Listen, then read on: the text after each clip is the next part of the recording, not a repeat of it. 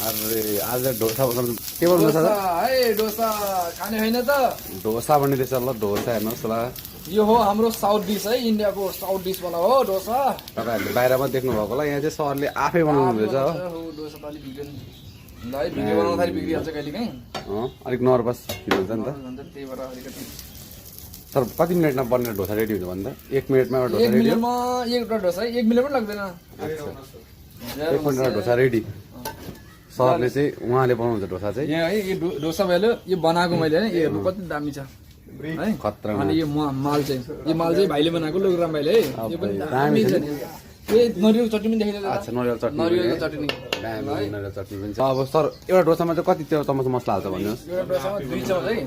2 चम्मच सिमलमा चाहिँ 1 चम्मच हाल्छ तर हामीले चाहिँ 2 चम्मच हाल्नुपर्छ किनकि यो 2 चम्मच आफ्नो लागि हो नि त आफ्नो लागि हो त्यही त नि यति राख्दै हुन्छ